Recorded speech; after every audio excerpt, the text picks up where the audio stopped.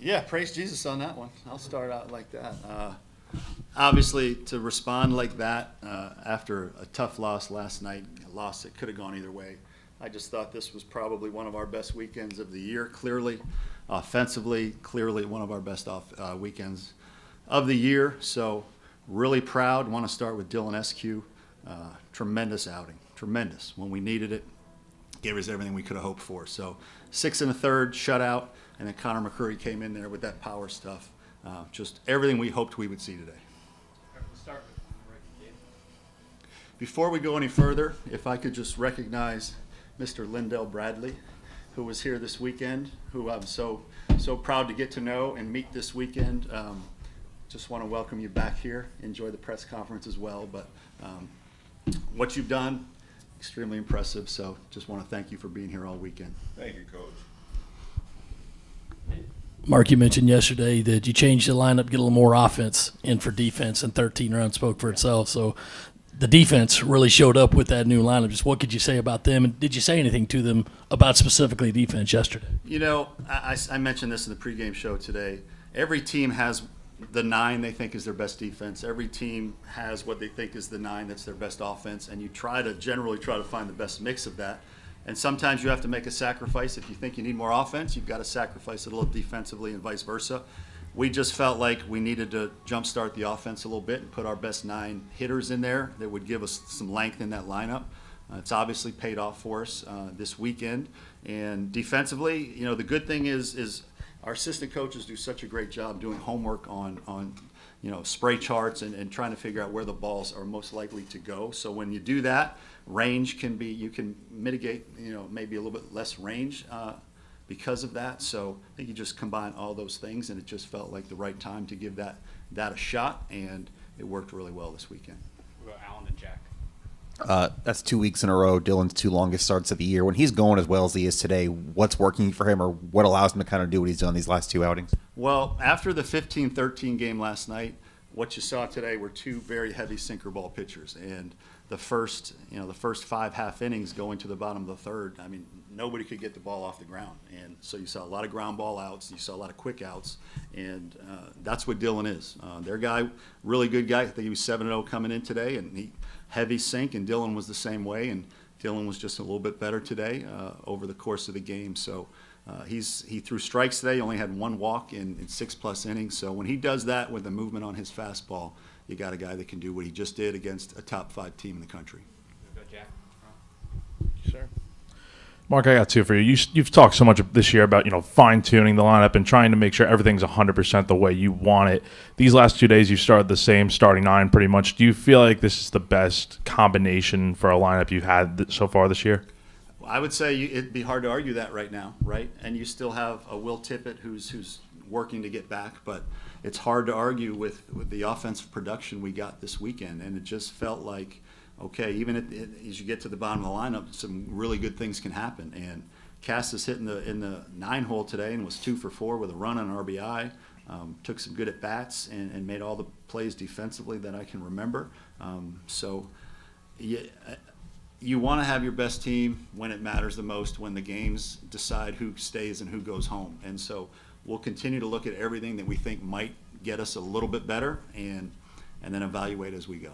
And then with Petri's at bat in the third, you know, obviously he was called out, I believe. What did you see on that? And when he got back to the dugout, what was kind of the explanation on what he kind of like what happened on that play? Well, that's exactly what they asked me on the SEC network.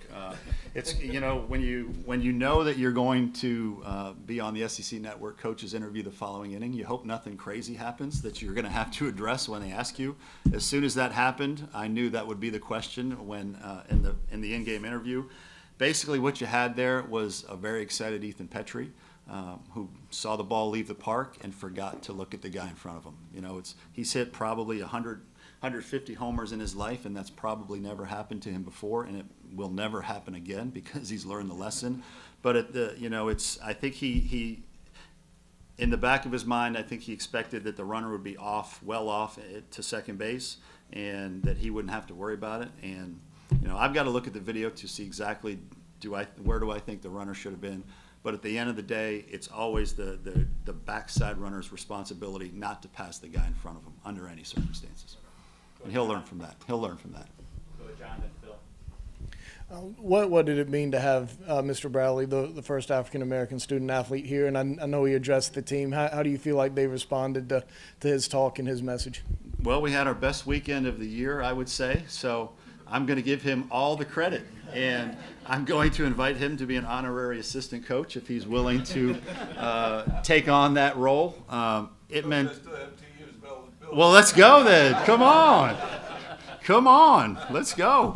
Absolutely. No, it's obviously what he's done for this university is obviously now very well documented. I'm so happy that we were able to honor him with an entire weekend. He spoke to our team Friday, and our kids were really excited to meet somebody so noteworthy. And then he threw out the first pitch today. I didn't get the radar reading, so I don't know how fast it was. It looked pretty good, though. Looked like you could play back in the day. And look, you can't argue with the impact he's had on our university, and so just really happy that we can honor him with such a great weekend, because based on the body language of Lindell and the family, it looks like they had a great weekend, and I'm so happy about that. So happy. I think you were 2 for 2 on replay calls today, critical calls there. When you request a replay, do you do so kind of with a feeling that you know you're right, or you're hoping you're right, and when you're right, what's the feeling in the dugout for you? Well, there's a few things that go into that. Number one, I tell our players, give me the signal if you're about 90% that it's going to go our way.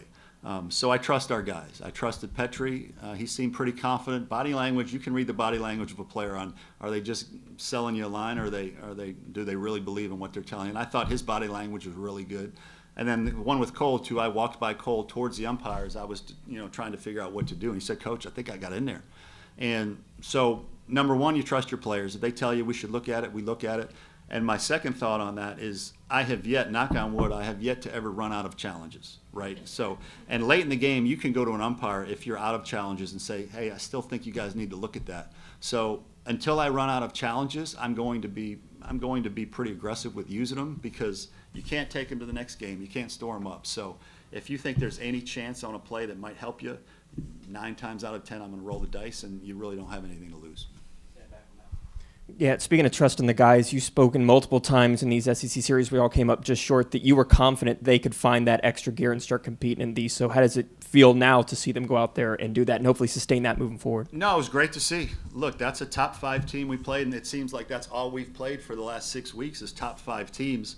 They talk about quad 1 wins. That's something that people talk about all the time, but that's 25 teams. You could play 21, 22, 23, 24 and get full credit for quad 1 wins. We're playing number 1, number 2, number 3, number 4. So our quad 1 wins in overall games, I think we're up to 23 or 24 now, is as high as just about anybody in the country. So to win this game, and we've been talking about getting over that last hump. We've been going toe-to-toe with Arkansas and A&M and all these teams, but to have the number 4 team come in that was 15-3 in our league before the weekend, to come in and go 2-1 versus them, and really last night could have gone either way too. I think that's something that will really give our guys some confidence that we really know now. Not only can we go toe-to-toe with anybody, we can beat anybody, and I think that will be important. A lot of talk this year about, I guess, the situational hitting, leaving runners on base, and obviously today a lot better job of that. Of a 6-run 5th inning, obviously you're a lot better at it. What have you guys done, I guess, adjustment-wise, to be able to make sure that when you get the runners on, you're able to bring them home and kind of capitalize? Yeah, we just waved that magic wand today. That's all it took. I think, again, it's not a coincidence that we made the commitment to maybe add a few more bats to the lineup. And with the thought that what will it do to our defense? You added a few more veteran bats with a lot of at-bats under their belts that just kind of help it keep going and take it a little bit better at bats. And I just think at the end of the day, how you drive in runs is you have short, efficient swings. You make good swing decisions. You swing at the right pitches, and you try to stay relaxed in the moment, and you stay under control. And when we do that, we can score 10 runs. We can score 13 runs like we did the last 2 days. But the game's not easy. I think sometimes it's easy to think these kids should just hit 400 all the time. The game's hard, and our league is the hardest league in America. And our guys have been battling all year, and I'm hoping that we are now kind of hitting our groove. it seems like Talmadge is pretty comfortable at that shortstop position.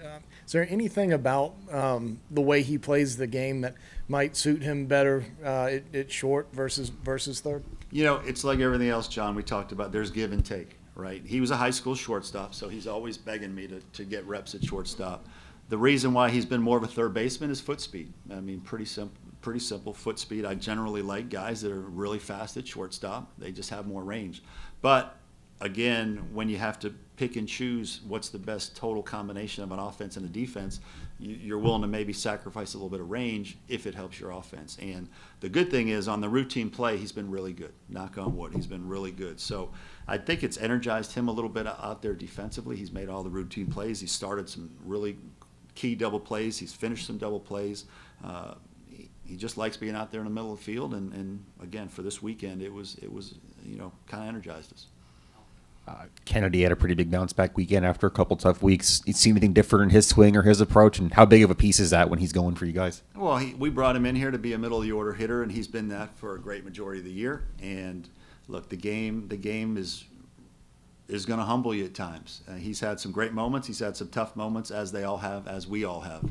So the good thing is he bounced back today just to kind of show that he has the ability and the maturity to play at this level. And so that's all you can ask out of your players. If you have a tough day, flush it and be ready to go the next day. He proved that today.